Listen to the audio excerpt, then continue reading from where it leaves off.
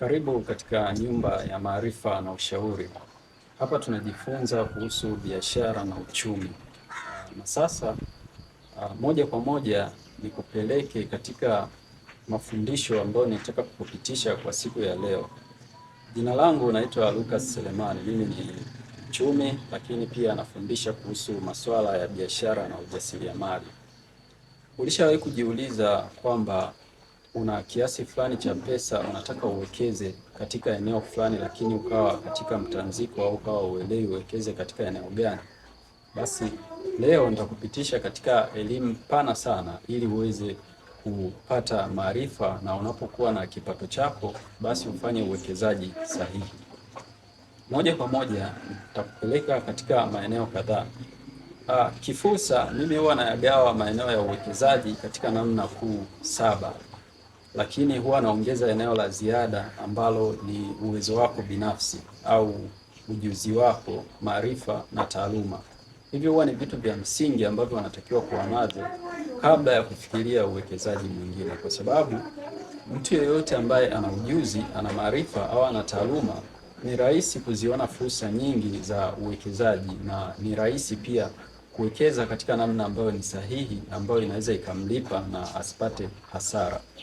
Basi moja kwa moja nitaanza na eneo la kwanza ambalo unaweza ukawekeza mtaji wako, au kama una kipato chochote unaweza ukawekeza. Eneo la kwanza ni uwekezaji katika fursa zinazopatikana au zinazotolewa na serikali. Serikali huwa inatoa fursa nyingi sana za uwekezaji. Kwa mfano, wanapojenga miradi, wanapoanzisha miradi yoyote ile, huwa kuna fursa nyingi ya kuwekeza. Wanaweza kwa mfano wakajenga hospitali sehemu fulani, kuna fursa pale nyingi tu, unaweza ukaenda ukapata nafasi ya kuwekeza kipato chako. Lakini pia wanauza zabuni, unaweza ukaenda ukanunua ukaomba zabuni labda ya kusambaza kitu chochote au ya kufanya kitu chochote, na kama una kipato kinachostahili basi unaweza ukawekeza huko kipato chako. Lakini pia serikali kupitia benki kuu huwa wanauza hati fungani. Unaweza ukanunua hati fungani na ukapata sehemu ya kuwekeza kipato chako. Na vitu vingi unaweza ukatembelea sasa. Fursa nyingi zinazo kwenye tovuti zao, kwenye maeneo yao, unaweza ukatembelea ili uone fursa ngapi au unaweza ukazipata na ukawekeza kipato chako. Lakini eneo la pili ambalo unaweza ukawekeza katika kufanikisha uwekezaji sahihi au kuwekeza kipato chako chochote kile kulingana na kipato chako wewe mwenyewe na maarifa yako, ni katika asasi za kijamii na makampuni. Asasi za kijamii tulizozizoea ni kama NGO. NGO huwa zinaomba kutoa mafunzo, kutoa misaada, kutoa vitu kadhaa. Kwa katika vile vitu wanavyovifanya, wewe unaweza basi ukaingia pale kama mdau na ukaomba au ukawekeza kipato chochote. Kwa mfano, wewe una taaluma labda ya saikolojia, unaweza ukafundisha, ni mwalimu, unaweza ukatoa mafunzo yoyote, unaweza ukatoa huduma yoyote labda ya usafiri na kadhalika. Basi unaweza ukaingia katika eneo hilo kulingana na mtaji wako au na vifaa vyako, ukaweza kuwekeza. Lakini pia makampuni, tunajua watu wanasajili makampuni mengi sana. Ukiangalia katika mzunguko huo wa usajili wa makampuni huwa yanasajiliwa kufanya shughuli nyingi. Kila mtu anasajili kampuni kwa ajili ya shughuli zake yeye mwenyewe binafsi. Na katika hizo shughuli basi utakuta kuna wale watu labda wanahitaji technician, wanahitaji watu wenye utaalamu, kwamba labda wewe una utaalamu wa tehama, una utaalamu wa graphic designing, una utaalamu wowote ule. Kwa makampuni mengi yanapojibrand au yanapotengeneza chapa, huwa yanatafuta watu wengi sana wa kuweza kuyasaidia katika kuboresha bidhaa zao, katika kufanya mambo mengi sana. Kwa hiyo ni lazima uangalie hiyo fursa inayopatikana katika makampuni mengi yanayoanzishwa kila kukicha katika maeneo yetu au katika nchi yetu, na unaweza ukawekeza mtaji wako au ujuzi wako. Eneo la tatu ni fursa zinazopatikana kiviwanda. Kiwanda kinajumuisha shughuli nyingi za pamoja ili kiitwe kiwanda. ni tofauti na vile viwanda tunavyovijua sisi. Ukiona sehemu kuna karakana, labda mtu anatengeneza magari, tunasema ni kiwanda. Lakini kwa tafsiri tu ya haraka, kiwanda kinajumuisha shughuli nyingi kwa pamoja. Kwa mfano, nitatolea mfano kiwanda cha ujenzi au kiwanda kimojawapo katika sekta ya ujenzi. Katika sekta ya ujenzi kunaweza kukawa na kiwanda kimoja, labda tuseme kwamba mtu mmoja anajenga nyumba yake. Mtu yule anayejenga nyumba yake atahitaji mafundi ambao wanakuwa ni wa aina tofauti tofauti, lakini atahitaji malighafi, atahitaji simenti, atahitaji nini, atahitaji vitu vya viwandani.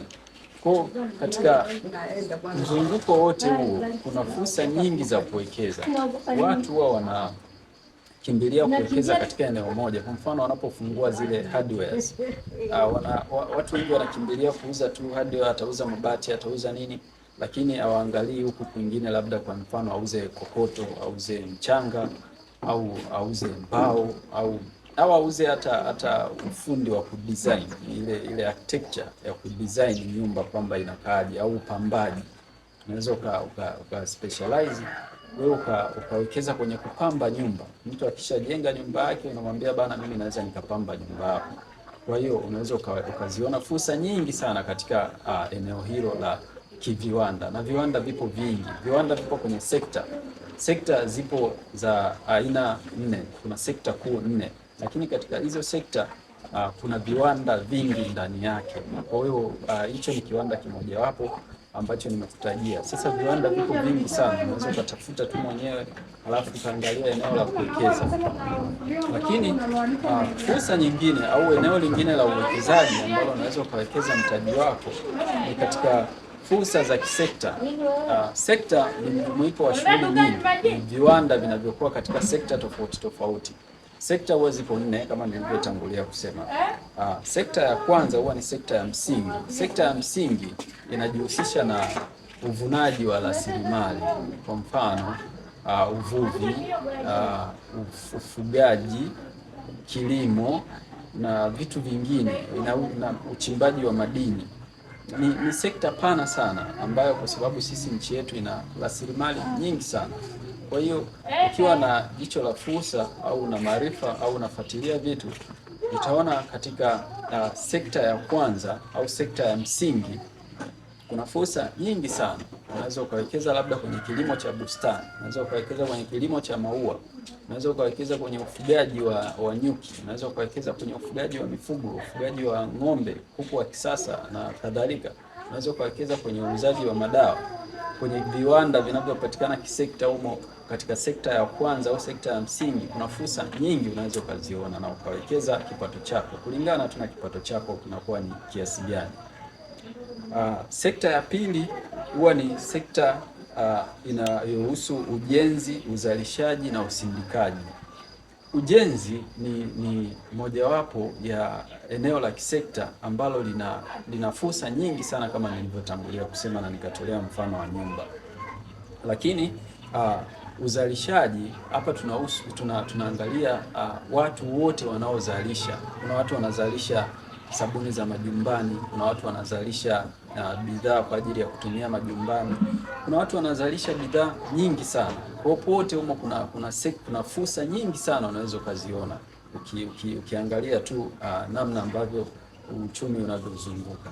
Lakini kwa sababu huwa tunakosa maono au tunakuwa short sighted, huwa tunashindwa kubaini fursa nyingi sana zinazopatikana katika sekta ya pili ambayo ina ujenzi, uzalishaji na usindikaji. Usindikaji ni kwa mfano, kutokana na maendeleo ya sayansi na teknolojia, watu wengi saa hizi hawapendi kutumia mazao ghafi. Kwa mfano, zamani mchele tulikuwa tunaenda tunaupima dukani, au unga au vyovyote, lakini siku hizi watu wanaenda wamebuni mifumo au wamebuni mashine ambazo zinasindika.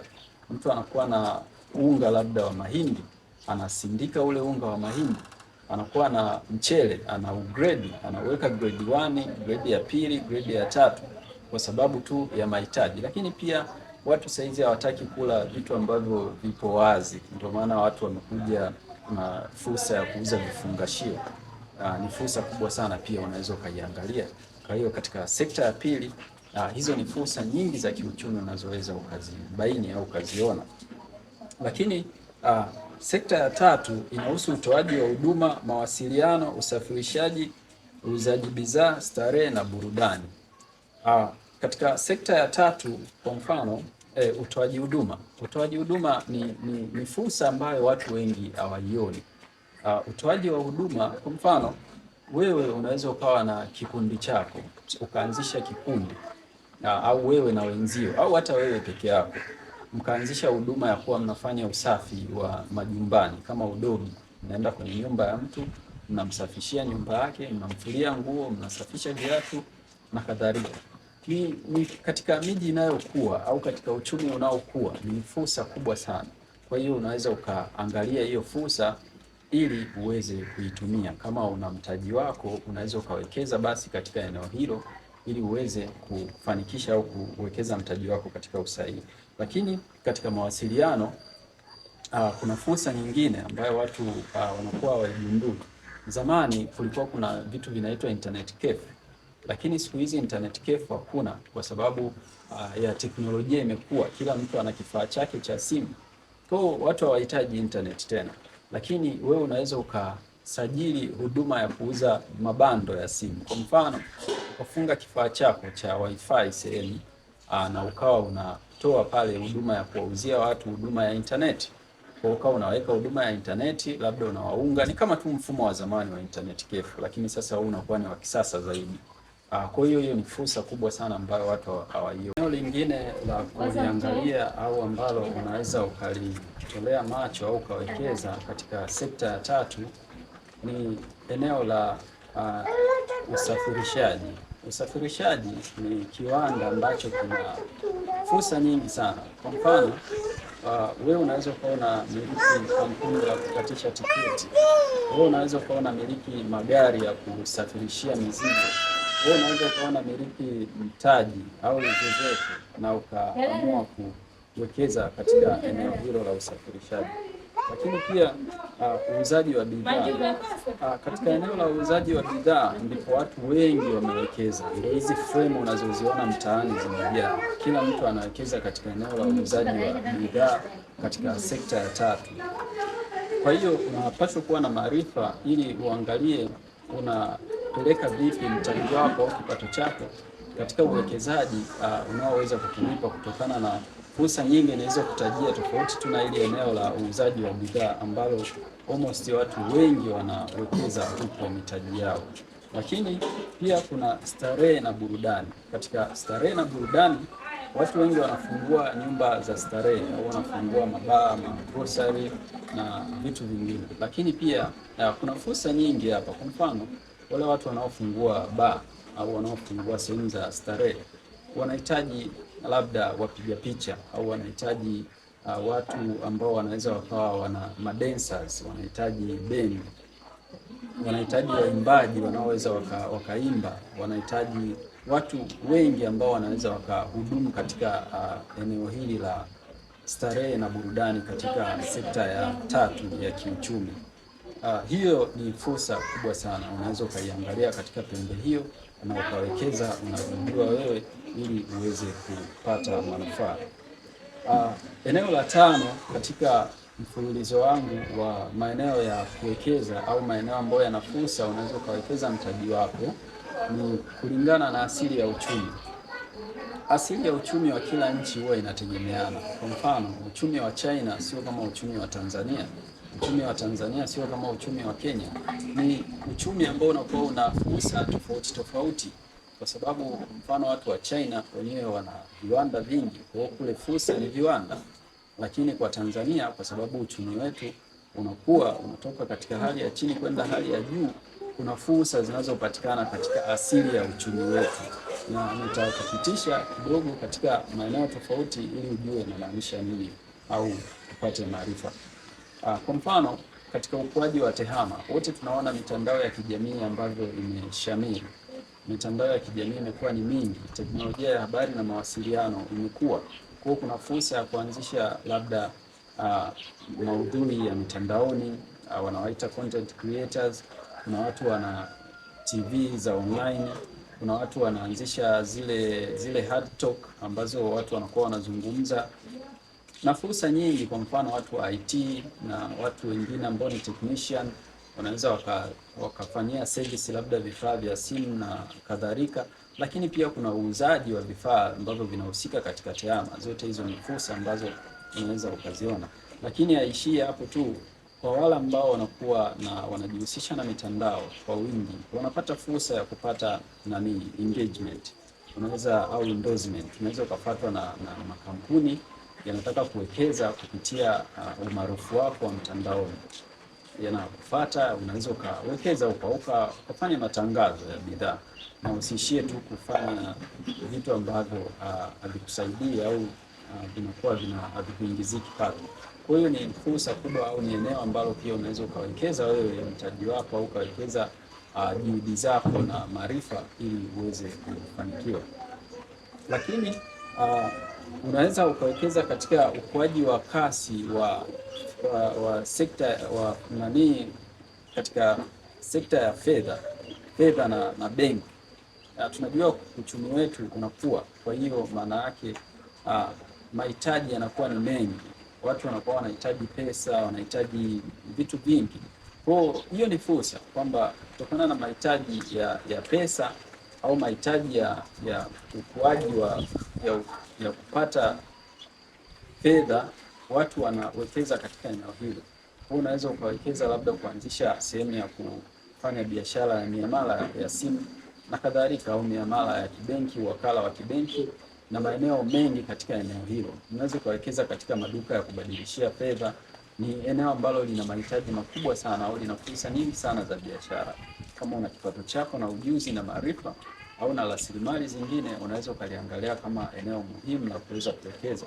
Lakini kutokana na asili yetu ya uchumi, unaweza ukawekeza katika sekta ya nishati mbadala.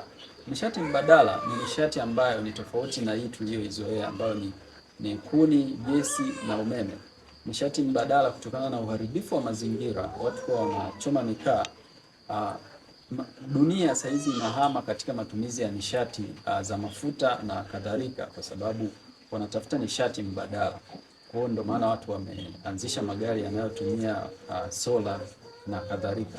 Kwa hiyo na wewe unaweza ukawekeza katika eneo hili kulingana na ujuzi wako, maarifa na mtaji, ukawekeza au ukatafuta watu au wabia, mkawekeza katika eneo hili na mkaweza kupata manufaa. Kwa hiyo hiyo ni fursa kubwa ya kiuchumi ambayo unaweza ukawekeza. Lakini mahitaji ya viwanda vidogo na vya kati, kama nilivyotangulia kusema mwanzo, saizi watu tunahama katika utaratibu wa maisha tuliyoyazoea. Zamani tulikuwa tunanunua tu vitu barabarani, tunanunua unaenda unanunua chakula, unafungiwa kwenye masahani. Lakini saizi watu wanafanya delivery. Unaweza kuanzisha kampuni la delivery. Mtu anahitaji labda chakula, wewe unakuwa na kampuni lako, hata lipo mtandaoni tu, anakupigia simu, unaenda unamchukulia bidhaa hata dukani, unampelekea, kwa sababu kuna watu wanakuwa na shughuli nyingi za kufanya.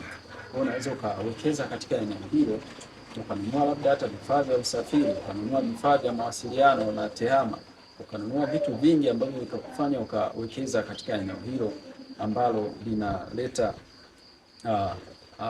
linahusu ukuaji wa viwanda. Lakini pia unaweza ukawekeza katika uuzaji wa vifungashio. Kwa mfano, watu wengi saizi wanapaki bidhaa zao katika namna ambayo ni nzuri. Unaweza ukawekeza huko, ukaangalia ni eneo gani ambalo wewe unaweza ukawekeza. Kwa mahitaji makubwa ya viwanda vidogo na vya kati ukiwa na mtaji, ni sehemu nzuri kabisa ya kuwekeza, na unaweza ukaangalia huko katika eneo hilo, ukaingia ukafanyia utafiti kwa upana ili uweze kuona fursa nyingi zinazopatikana. Lakini katika eneo la sita la fursa ambazo zinapatikana na unaweza ukawekeza mtaji, ni fursa zinazotokana na maeneo tofauti tunayoishi. Wote tunafahamu kwamba hakuna mtu ambaye ni mwenyeji wa eneo fulani. Ni watu wachache sana ambao wanakuwa ni wenyeji wa eneo fulani, lakini mara nyingi watu wengi tumetoka mikoa fulani, tumehamia mikoa mingine. Kwa hivyo basi wewe una fursa ya kuwekeza katika mkoa uliohamia, au una fursa ya kuziona fursa nyingi ambazo zipo katika maeneo uliopo saizi na maeneo. Kwa mfano, mimi nimewahi kuishi kanda ya Ziwa, au ni mwenyeji wa kanda ya Ziwa, naishi mikoa ya kati, lakini kutokana na kuishi kwangu kanda ya Ziwa ninaona fursa nyingi sana. Kwa hiyo nikiwa na mtaji naweza nikawekeza katika fursa hizo nazoziona, kwa sababu tunajua kila sehemu panakuwa na mapungufu fulani. Lakini kwa mfano watu wa Zanzibar, visiwa vya Zanzibar kinafahamika ni kisiwa cha marashi na karafuu au Spices Island, kwamba mtu wa Zanzibar akileta huku viungo vya mbalimbali ni fursa kubwa, kwa sababu vinahitajika na vinapatikana Zanzibar. Lakini mtu wa Mwanza akileta samaki Dodoma ni fursa kubwa, kwa sababu inapatikana ni samaki aina fulani ni adimu. Au mtu wa Kigoma akachukua dagaa wa Kigoma akawaleta sehemu nyingine, ni fursa adimu, kwa sababu vile vitu vinakuwa havipatikani eneo fulani. Au mtu ambaye anatoka mikoa ya Dodoma na Singida akapeleka mafuta ya alizeti maeneo mengine, ni fursa kubwa na adhimu, anaweza akanufaika katika namna hiyo. Kwa hilo ni eneo ambalo unaweza ukaliangalia kifursa na ukawekeza mtaji wako kama una maarifa na nyenzo zingine unazo. Kwa unaweza ukaliangalia hilo eneo na kuwekeza. Lakini kuna fursa zinazotokana na watu wengine, kwamba hizi ni fursa za aje. Kila unapomwona mtu unatakiwa muone kama ni potential, muone ni mtu ambaye anaweza akawa ni fursa kwako. Mtu mmoja anaweza akawa anajua kuimba, lakini wewe unapenda uimbaji, unawekeza kupitia kipaji chake. Mtu mmoja anaweza akawa anacheza mpira, ukaanzisha scouting, kwa unachukua wachezaji, ni fursa, maanake baadaye utawauza kwa gharama kubwa na utapata faida. Mtu mmoja anaweza akawa amespecialize sana kwenye kurekodi au kutengeneza maudhui, kwa hiyo ameshapata ujuzi mkubwa. Yule mtu anaweza akawa ni fursa kwako, unaweza kuwekeza kwake, mkaunganisha nguvu, mkatengeneza kitu cha pamoja, mkatengeneza hata television, kwa sababu wewe una vifaa, labda umeshafanya sana shughuli fulani, na sasa yeye ana kipaji fulani, mnaunganisha zile juhudi na mnatengeneza kitu cha pamoja kikubwa. Kwa hizo ni fursa. Yaani kila unapomwona mtu mmoja au mtu mwingine, wewe unatazama fursa ndani yake. Kuna watu ni wazungumzaji sana, wana uwezo wa kuongea. Kuna watu wana uwezo wa kushawishi. Kuna watu wana uwezo wa kutengeneza mazingira ya majadiliano. Ni wazungumzaji wazuri. Unaweza ukaona fursa ndani yao na mkaunganika, mkatengeneza kitu kimoja. Hii wanaita ni kufanya mchakato wa kuunganisha nguvu. Labda anakuwepo mtu A, mtu B, mtu C. Mtu A ana karama fulani au ana mtaji, mtu B ana kitu fulani, na mtu C hivyo hivyo, na mtu D hivyo hivyo. Unaunganisha zile juhudi za pamoja, kwa sababu ile ni fursa ambayo inakuwa inapatikana katika mazingira yenu. Kwa hiyo hilo ni somo fupi la fursa ambalo nimejaribu kukupitisha, ili basi unapokuwa na mtaji uangalie ni unawekeza katika namna gani. Na sasa katika hiyo inabaki kuwa kwako wewe na maarifa yako, kwamba wewe una maarifa sahihi au huna maarifa sahihi. Kama una maarifa sahihi ni jambo zuri. Kama huna maarifa, katika mazungumzo yanayofuata nitakupitisha katika vitu vya msingi ambavyo unatakiwa kuvizingatia kabla ya kuwekeza mtaji wako au maarifa unayopaswa kuwa nayo. Kwa mawasiliano zaidi utatazama namba hiyo inayopita katika skrini yako na unaweza kufanya mawasiliano.